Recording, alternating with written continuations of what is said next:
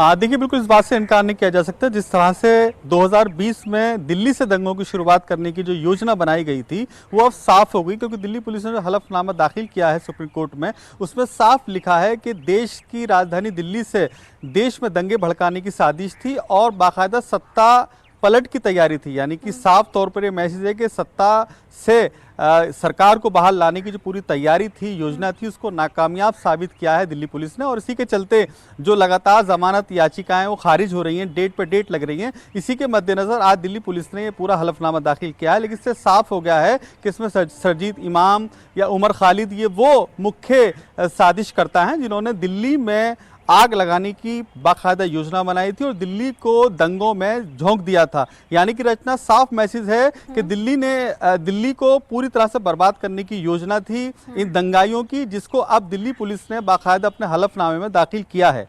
अली, जिस तरीके से हमने देखा दिल्ली में दंगे भड़के, उमर खालिद, शर्जील इमाम जैसे कुछ बड़े चेहरों का जिक्र किया गया जो मास्टरमाइंड के तौर पर यहां पर काम कर रहे थे।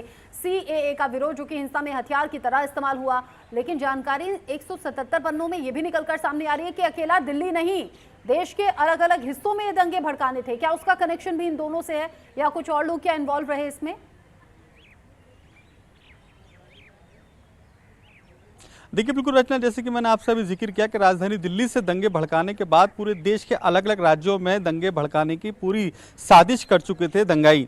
इसी के मद्देनजर दिल्ली पुलिस ने अब कार्रवाई को आगे बढ़ाते हुए तमाम उन मुख्य साजिशकर्ताओं को जेल भेजा है, जिसके बाद से लगातार उनके परिवार वाले अधिवक्ता सुप्रीम कोर्ट का रुख कर रहे हैं। सुप्रीम कोर्ट में उनकी बेल याचिका हमेशा से डेट पे डेट लग रही है, लेकिन आज जिस तरह से बाकायदा दिल्ली पुलिस ने 177 पेज का हलफनामा दाखिल किया है, उसमें साफ जाहिर है कि दिल्ली नहीं बल्कि देश को दंगों में झोंकने की पूरी योजना थी, जो कि बाकायदा उमर खालिद और सरजीत इमाम के साथ साथ मीनार हैदर और एक लेडीज है गुलिस्ता फातिमा, जिन्होंने पूरी योजना बनाई थी। और फिलहाल 4 लोगों की जमानत याचिका जो है वो सुप्रीम कोर्ट में ही विचाराधीन है। इसी के मद्देनजर दिल्ली पुलिस ने बाकायदा जो हलफनामे दाखिल किया है उससे साफ जाहिर है कि सत्ता परिवर्तन करने का पूरा प्लान किया था और इसी के चलते 2020 में दिल्ली से दंगों की शुरुआत की थी।